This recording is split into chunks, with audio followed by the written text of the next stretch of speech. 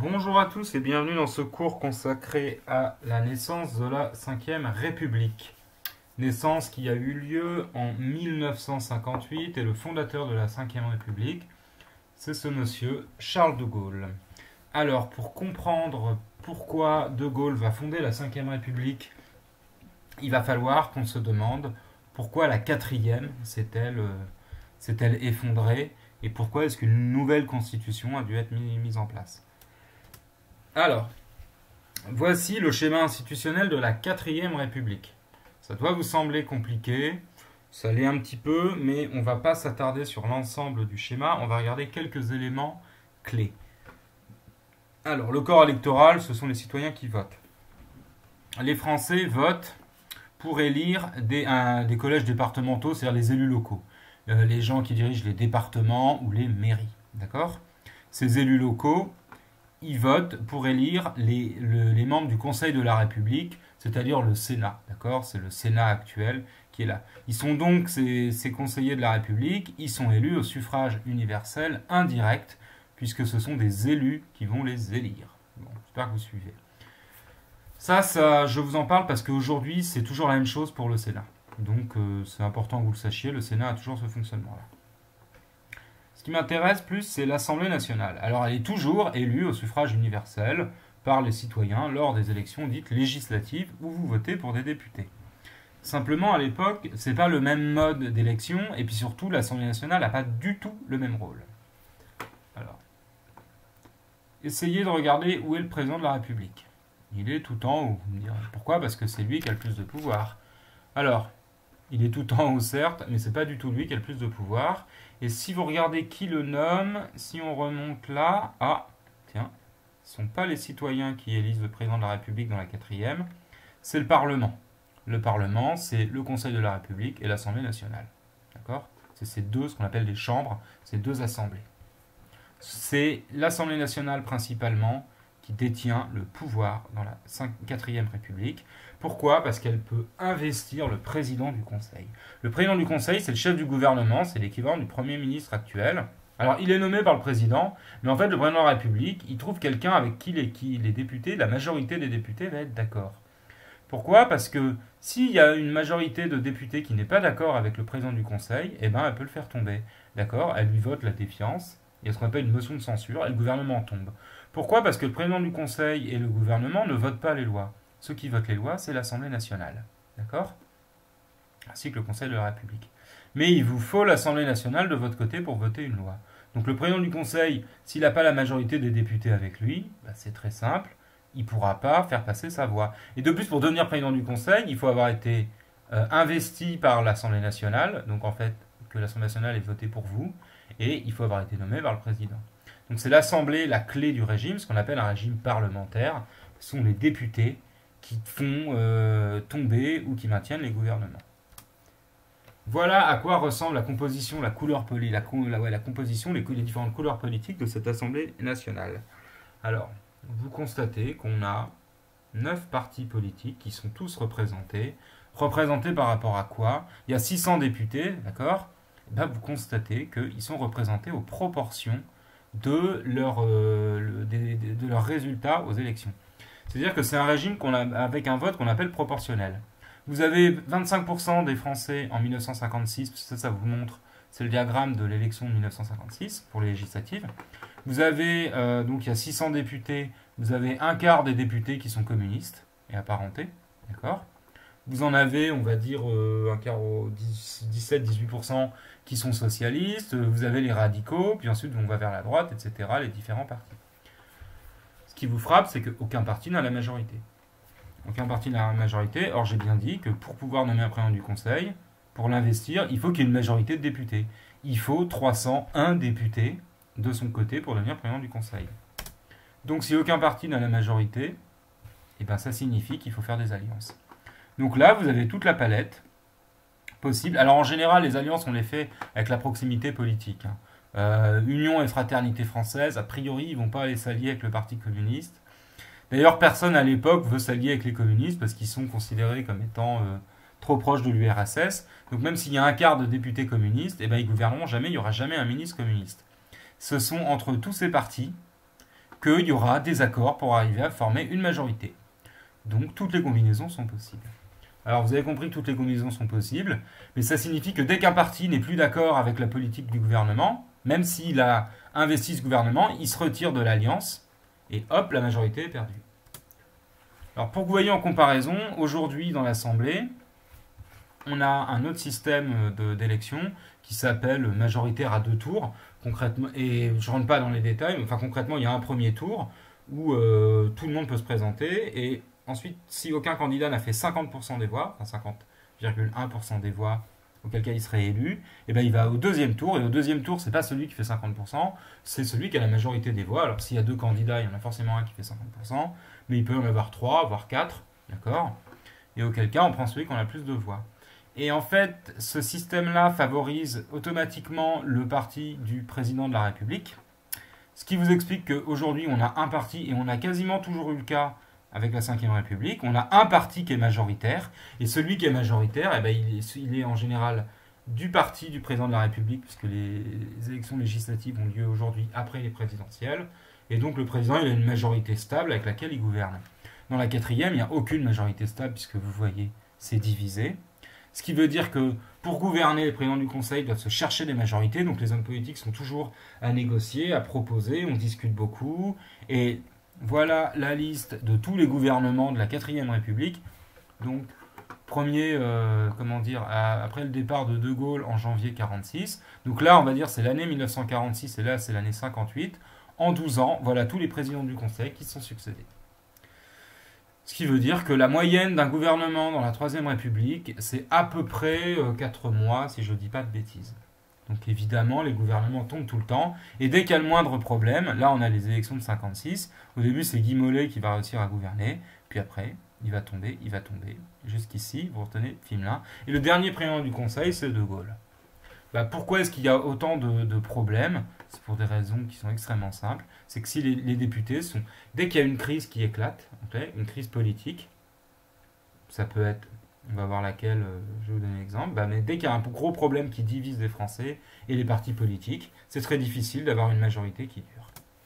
Et quand la crise politique qu'on doit affronter, c'est la décolonisation, alors là, ça divise le peuple et les partis politiques. Et quand c'est la guerre d'Algérie, l'Algérie, souvenez-vous, à l'époque, l'Algérie, c'est la France, c'est considéré comme des départements français, comme les Deux-Sèvres, les Côtes-d'Armor ou le Haut-Rhin ou le Bas-Rhin, que sais-je, effectivement, il n'est pas question pour une partie des hommes politiques, et pour le gouvernement de l'époque, quand éclate la guerre d'Algérie, 1er novembre 1954, il n'est pas question de reconnaître l'indépendance de ce territoire, et vous avez une partie des hommes politiques français qui ne savent pas quoi faire avec cette guerre d'Algérie, qui dure. Je ne vais pas faire l'histoire de la guerre d'Algérie, mais vous savez que pendant les 4 premières années, la répression se met en place, l'armée intervient, on parle de pacification, etc. Officiellement, on ne veut pas négocier, on lutte uniquement contre des terroristes. Et début 1958, il y a un gouvernement qui décide de commencer à discuter avec le FLN, donc le Parti national algérien, le Front de libération nationale, qui veut l'indépendance. Et la population européenne d'Algérie, donc les Pieds Noirs, refuse absolument tout dialogue, parce que tout dialogue, ça veut dire concéder des choses au FLN, et à terme, certainement l'indépendance, et les Français d'Algérie ne veulent pas l'indépendance, bien évidemment. Donc, une crise éclate, et qu'est-ce qui va se passer? La foule à Alger va occuper les bâtiments publics, va former un gouvernement, va se rallier aux militaires, d'accord, les généraux, notamment Salan et Massu. Et donc l'armée commence à prendre le pouvoir à Alger, soutenue par une partie de la population pieds noirs, et les gens réclament le retour de De Gaulle. Ils réclament le retour de De Gaulle. Alors je vous mettrai dans la description de cette vidéo des archives de l'époque. Je ne peux pas le faire là pour les questions de droit. C'est que si je le mets dans la vidéo, que je mets ça en ligne, ça le coupe automatiquement, je ne peux pas publier. Donc dans la description, je vous mettrai des vidéos de l'époque qui racontent tout ce moment-là. On voit les journaux télé qui relatent ça. C'est très instructif, vous verrez. Donc, De Gaulle est rappelé. De Gaulle va aller à Alger et devant la foule algéroise, il va prononcer son célèbre discours « Je vous ai compris », où il dira qu'il a compris tout le monde et qui sait absolument ce que chacun veut et qui donnera à chacun ce qu'il veut, puisqu'il a compris, à la condition évidemment qu'on le laisse refonder les institutions. De Gaulle détestait la 4ème République. Il avait démissionné en janvier 1946 parce qu'il n'était pas d'accord avec les institutions de la 4ème République, qui était un régime parlementaire. Et pour le général de Gaulle, un régime parlementaire, c'était le régime de la 3e qui avait conduit au désastre de 1940. Et de Gaulle voulait un régime politique qui soit fort, avec un président élu et un régime stable. Donc, profitant de la crise, là, de Gaulle dit « Moi, je veux bien revenir et résoudre vos affaires ». Comme il est militaire, il sait que l'armée le suivra. Et vu le prestige qu'il a d'homme du 18 juin et d'homme de la France libre, il sait que les Français se rallieront à lui en temps de crise. Il a déjà sauvé la France une fois, il peut bien la sauver une deuxième fois. Donc, on va lui confier le pouvoir. Il va être le dernier président du Conseil de la 4ème République. Mais son travail, il dira « Je suis le président du Conseil, par contre, ce que je fais, c'est que j'écris une nouvelle constitution. » Et donc, en fait, il va coécrire une constitution qui est la constitution de 1958, celle de la 5e République. Donc, vous voyez bien, on lui vote les pleins pouvoirs, d'accord ? Il accepte de devenir président du Conseil. Il a les pleins pouvoirs et sa mission, ses pleins pouvoirs, c'est rédiger une nouvelle constitution. Il va la soumettre en septembre 1958. Vous voyez, quelques mois. Hein. Le 13 mai, émeute à Alger, on le rappelle. Mai, juin, juillet, août.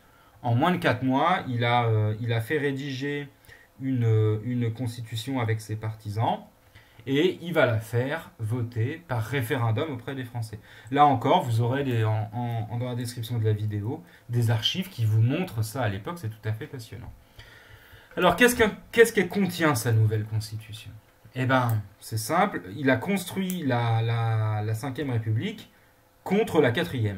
La 4e était un régime parlementaire, la 5e ne sera pas un régime parlementaire, c'est-à-dire que le rôle du Parlement sera très limité, le Parlement écrira et votera les lois. Point final. Mais le Parlement ne pourra plus nommer les présidents ni le gouvernement.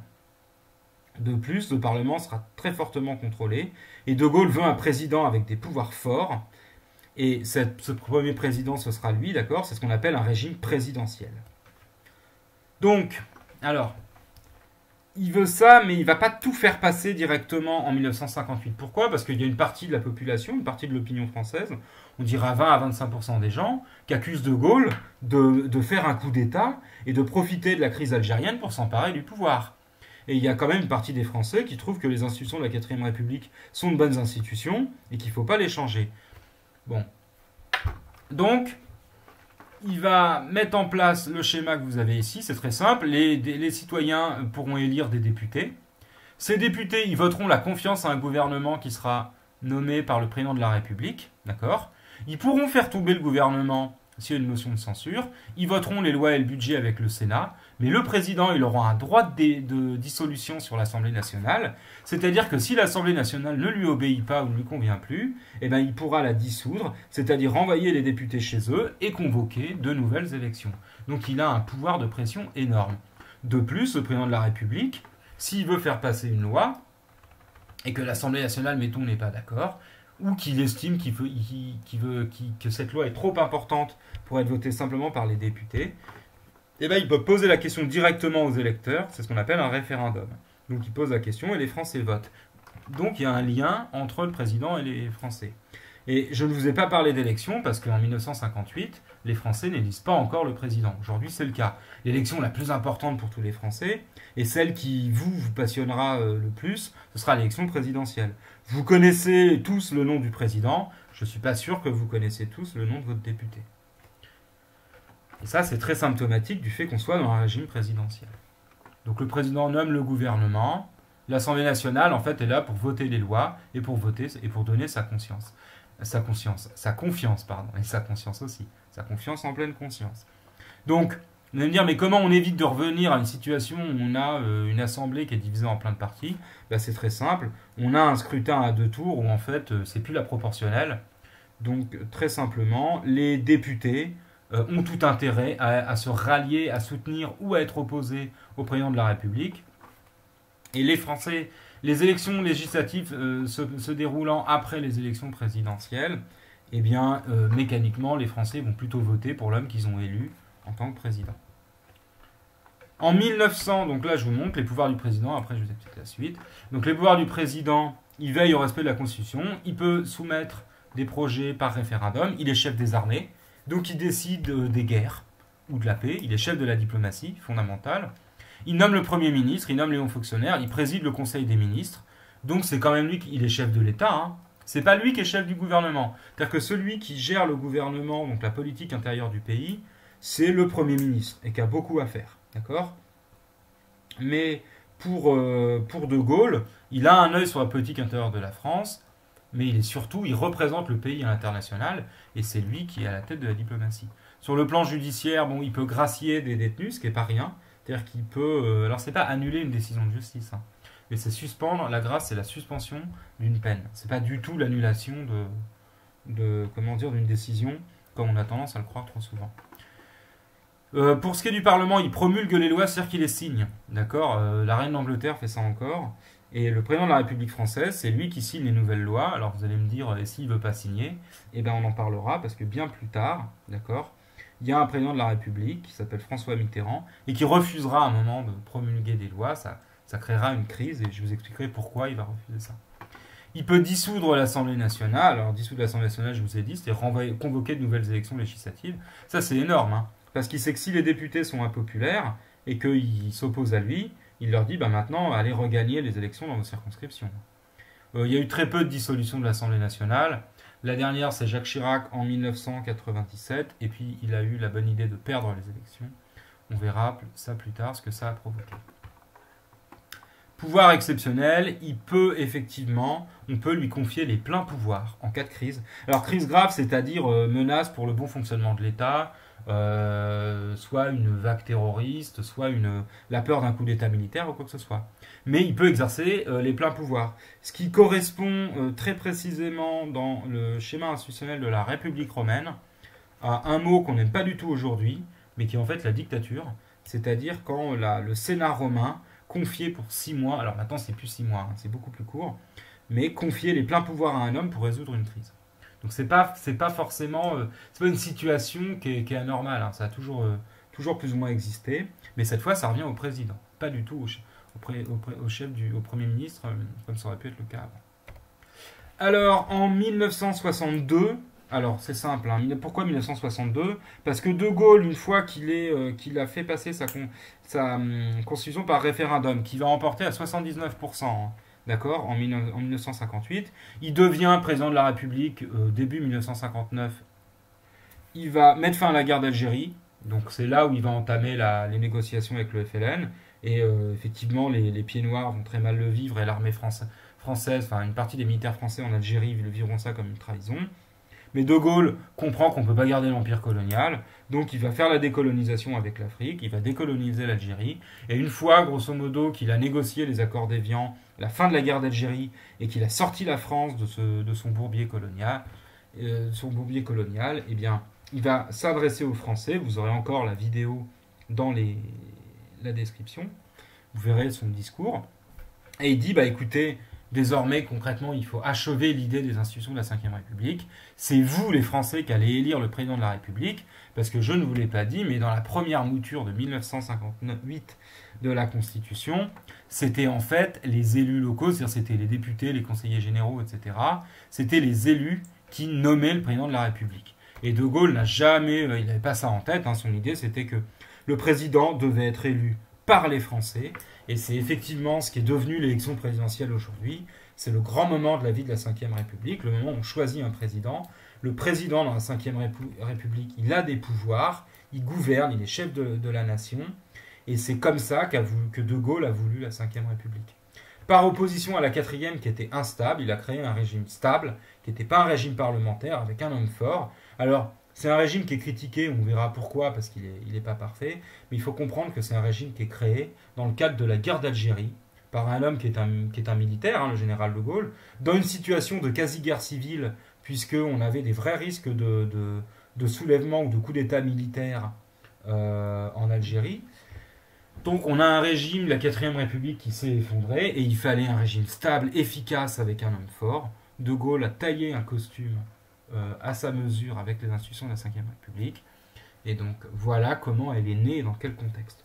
On parlera les prochaines fois de ce que fera De Gaulle dans les années 60, quand il va gouverner la France pendant 10 ans, hein, de 59, on va dire, à 69, et on verra un peu ce qu'il a fait.